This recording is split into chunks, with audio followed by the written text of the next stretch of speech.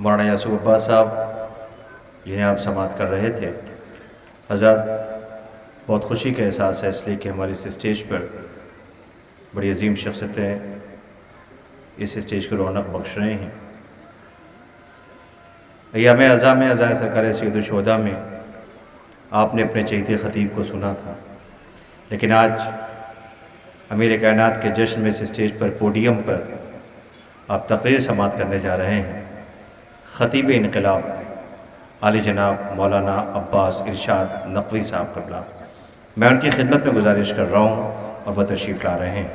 آپ حضرات انہیں سماعت کرنے جا رہے ہیں۔ مولانا عباس ارشاد نقوی صاحب قبلہ سے میں گزارش کر رہا ہوں وہ تشریف لا رہے ہیں، آپ انہیں سماعت کریں۔ نعرہ سلوات سے استقبال فرمائیں۔ حضرات علماء و خطباء و مومنین کرام، السلام علیکم۔ حضرات گرامی، اس وقت بہت ہی معزز اور بہت معتبر شخصیات ہمارے درمیان موجود ہیں۔ قبلہ و کعبہ مولانا منتظر مہدی صاحب، مولانا مصطفیٰ اسلامی صاحب، مولانا ظہیر احمد افتخاری صاحب، جناب راجہ علی خان صاحب اور ہمارے برادر مولانا یاسوف عباس صاحب، آپ حضرات اور ان کے درمیان بہت زیادہ حائل ہونا مقصود نہیں ہے۔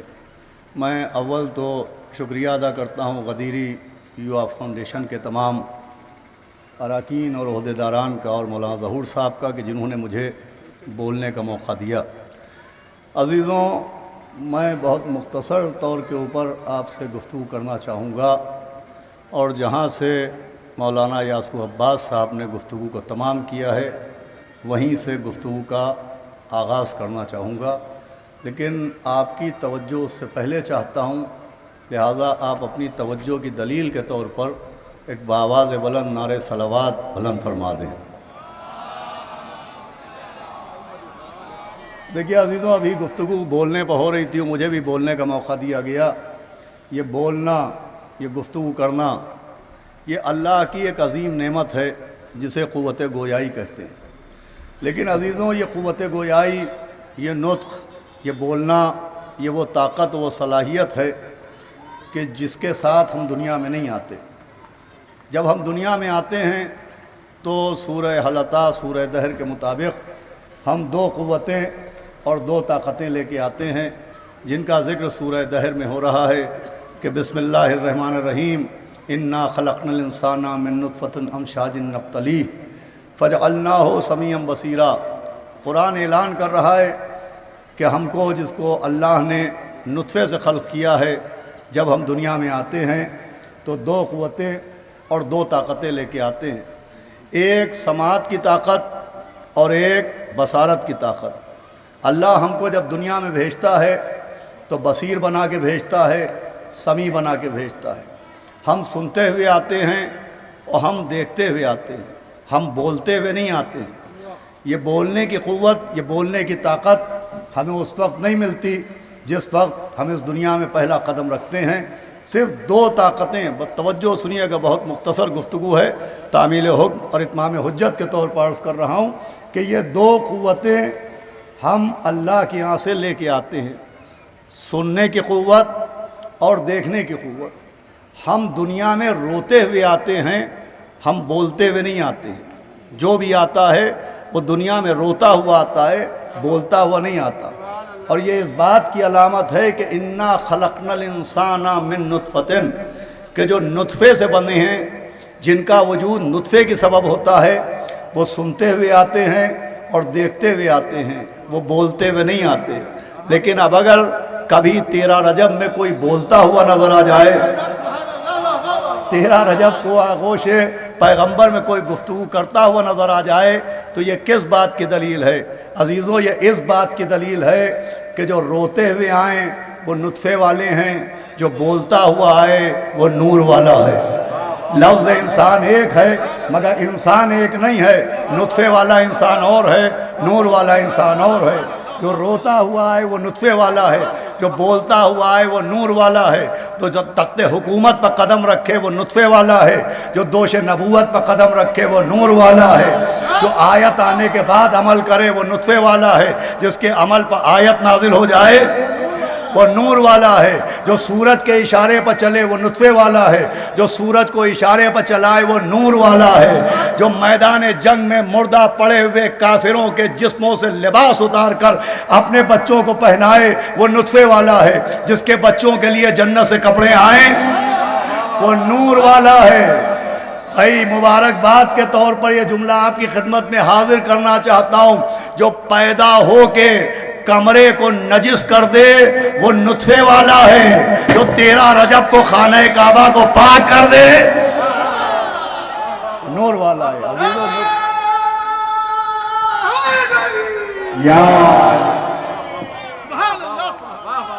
عزیزوں نطفے والا اور ہے، نور والا اور ہے۔ 13 رجب کو مولا متقیان جو آغوش پیغمبر میں بولتے ہوئے آئے، یہ نور ہونے کی دلیل ہے۔ عزیزوں بولنا، ابھی ایک سے ایک مقررین ماشاءاللہ تشریف فرما ہیں جن کی آپ تقریریں سنیں گے، استفادہ کریں گے۔ یہ بولنا، یہ گفتگو کرنا، اس کو ہم آپ جس کو گفتگو کہتے ہیں، جسے بولنا کہتے ہیں، اس کو کلام کہا جاتا ہے۔ اب یہ بات بہت غور سنیے گا، اسے کلام کہتے ہیں۔ گفتگو کرنے کو جو ہم بولتے ہیں اسے کلام کہا جاتا ہے۔ عزیزوں کلام کے کچھ قانون ہیں، کلام کے کچھ قاعدے ہیں۔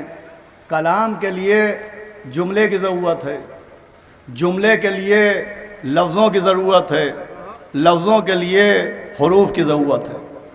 جب تک حرف نہیں ہوگا لفظ نہیں بنے گا، جب تک الفاظ نہیں ہوں گے تب تک جملہ نہیں ہوگا، اور جب تک جملہ نہیں ہوگا تب تک کلام نہیں ہوگا۔ توجہ فرما رہے ہیں آپ؟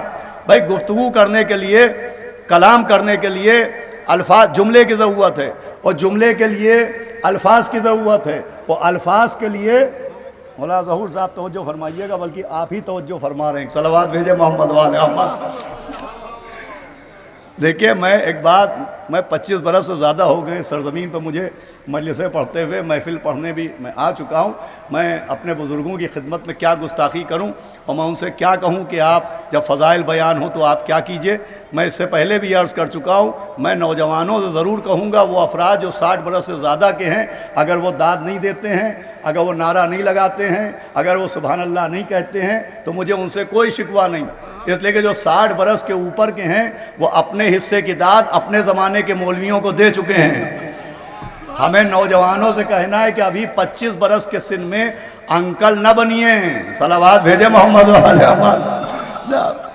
اور یہ تو مولا متقیان کا جشن ہے، یہ مولا علی کا جشن ہے، اور یہاں تو یوں بھی بولنا ضروری ہے کہ مولا متقیان نے فرمایا بولو تاکہ پہچانے جاؤ، صلوات بھیجے محمد والے محمد۔ سنیے گا، گفتگو بہت مختصر ہے جو میں عرض کر رہا ہوں کہ کلام کے لیے جملے کی ضرورت ہے، جسے انگریزی میں سینٹنس کہتے ہیں، اور جملے کے لیے الفاظ کی ضرورت ہے۔ دیکھیے راجہ صاحب قبلہ توجہ چاہتا ہوں آپ کی بھی، الفاظ کے لیے حروف کی ضرورت ہے۔ جب تک حروف نہیں ہوں گے لفظ نہیں بنے گا، جب تک الفاظ کا مجموعہ نہیں ہوگا جملہ نہیں بنے گا۔ اور ہر زبان میں، وہ کوئی زبان ہو، انگلش زبان ہو، عربی زبان ہو، کچھ حروف ایسے ہوتے ہیں کہ جن حروف کے بغیر کلام ممکن نہیں ہے۔ جب تک وہ حروف ہماری زبان پر جاری نہ ہو، جب تک ان حروف کے ذریعے الفاظ نہ ہوں، تب تک عزیزان گرامی ہم آپ کلام نہیں کر سکتے۔ چنانچہ انگلش میں بھی کچھ حروف ہوتے ہیں جنہیں واولز کہتے ہیں، جب تک وہ حروف گفتگو کے دوران نہ آئیں ہم گفتگو نہیں کر سکتے، جنہیں واولز کہتے ہیں۔ اب میں نے بھی بچپن میں انگریزی پڑھی، اب میں بھول چکا ہوں، ذرا سی میری مدد کیجیے گا کہ انگریزی میں جو واولز کہلاتے ہیں وہ کتنے ہوتے ہیں؟ ایک تو اے ہوتا ہے، ایک او ہوتا ہے، 5۔ لیجئے انگریزی میں واولز 5 ہوتے ہیں، یعنی انگلش میں بھی 5 کے بغیر گفتگو نہیں ہو سکتی۔ اب اس میں کوئی 3 5 نہ کرے، صلوات بھیجے محمد والے محمد۔ عزیزان گرامی حروف واولز جو کہلاتے ہیں انگریزی میں، ان کے بغیر گفتگو نہیں ہو سکتی۔ تو جیسے انگلش میں کچھ حروف ہیں جن کے بغیر گفتگو نہیں ہو سکتی، ویسے ہی عربی میں بھی کچھ حروف ہیں جن کا ہونا دوران گفتگو ضروری ہے۔ چنانچہ شیعہ علماء کے ساتھ غیر شیعہ علماء نے بھی یہ واقعہ کتابوں میں درج کیا کہ بزم پیغمبر سجی ہوئی تھی، اصحاب کرام بیٹھے ہوئے تھے، اور موضوع بحث یہی تھا کہ عربی میں وہ کون سا حرف ہے جس کے بغیر گفتگو نہیں ہو سکتی۔ وہ کون سا عربی کا حرف ہے جس کے بغیر گفتگو نہیں ہو سکتی؟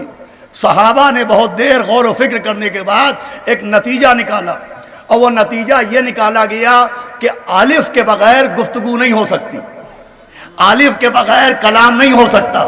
تو سنیے گا عزیزوں، الف کے بغیر گفتگو ممکن نہیں ہے، الف کے بغیر کلام ممکن نہیں ہے۔ جیسے ہی صحابہ نے طے کیا کہ الف کے بغیر گفتگو نہیں ہو سکتی، ویسے ہی کونے سے نقطہ با اٹھ کے کھڑا ہو گیا۔ مولائے متقیان اپنی جگہ سے بلند ہوئے، اور آپ نے مخاطب ہو کے پوچھا کہ تم نے کیا طے کیا؟ کہا یا علی، ہم نے یہ طے کیا کہ الف کے بغیر کلام نہیں ہو سکتا، الف کے بغیر گفتگو نہیں ہو سکتی۔ مولائے متقیان نے کہا پھر فکر کرو، پھر غور کرو، پھر سے سوچ لو۔ کہا یا علی، ہم آخری نتیجے پہ پہنچ چکے ہیں کہ بغیر الف کے کلام نہیں ہو سکتا۔ مولائے متقیان نے کہا خاموشی کا لبادہ اوڑھو اور توجہ کو میری جانب مبذول کرو، اب کلام میں کروں گا، الف تم ڈھونڈنا، کلام میں کروں گا، الف تم ڈھونڈنا۔ اور میرے مولا نے ایک بے مثال، ایک شاہکار خطبہ دیا جو ہمارے علماء نے کتابوں میں محفوظ کیا، جسے بغیر الف کا خطبہ کہتے ہیں۔ مولائے متقیان نے بغیر الف کا خطبہ دیا اور اسی وقت اپنی جگہ سے خطبہ دیا، ایک جگہ بھی الف کا استعمال نہیں ہوا۔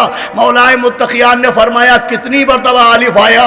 کہا یا علی، ایک مرتبہ بھی الف نہیں آیا۔ اسی کو نقطہ با کہتے ہیں۔ کیا سنایا؟ اسی کو نقطہ با کہتے ہیں۔ میرے مولا نے سمجھایا جو حروف کا محتاج ہو اسے کلام کہتے ہیں، اور کلام جس کا محتاج ہو اسے امام کہتے ہیں۔ صلوات بھیجتے محمد و آل محمد۔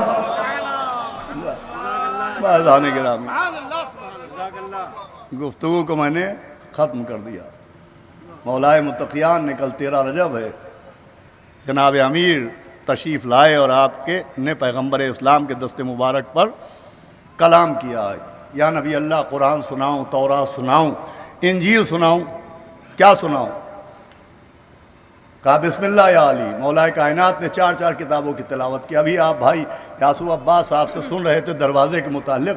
اب مجھے ایک بہت بزرگ خطیب کا ایک جملہ یاد آتا ہے کہ جناب فاطمہ بنت اسد جب خانہ کعبہ کی جانب بڑھیں تو جو بھی کعبے کی طرف جاتا تھا وہ دروازے کی طرف جاتا تھا، لیکن جناب فاطمہ بنت اسد دروازے کی طرف نہیں بڑھیں، جناب فاطمہ بنت اسد دیوار کی طرف بڑھیں۔ جو بھی جاتا تھا وہ دروازے پر جاتا تھا، لیکن جناب فاطمہ بنت اسد دروازے پر نہیں پہنچی، آپ دیوار کے پاس پہنچی اور دعا کے لیے ہاتھ اٹھائے۔ عرض کیا جائے کہ بی بی جو بھی جاتا ہے وہ دروازے سے جاتا ہے، آپ یہ دیوار کے پاس کیوں آئیں؟ تو شاید جواب دیں تجھے آنے والے کی معرفت نہیں ہے، آنے والا شہر علم کا دروازہ ہے، آنے والا شہر علم کا دروازہ ہے۔ دروازہ دروازے میں نہیں لگتا ہے، دروازہ دیوار ہی میں لگتا ہے۔ صلوات پڑھ دے محمد و آل محمد۔ اور انہی الفاظ کے ساتھ میں اجازت چاہتا ہوں، اور تمام اپنے بزرگ علماء کا شکر گزار ہوں کہ جنہوں نے مجھے سماعت کیا، اور شیعہ غدیری یووا فاؤنڈیشن کا بھی میں شکر گزار ہوں کہ جنہوں نے بولنے کا موقع دیا۔ اور میں منتظمین محفل سے اجازت چاہوں گا، اس لیے کہ ابھی لکھنؤ واپس جا کے کچھ محافل کو بھی خطاب کرنا ہے اور گھر میں نظر بھی ہے۔ آپ سے گزارش ہے کہ آپ حضرات بآواز بلند نعرہ حیدری، نعرہ صلوات،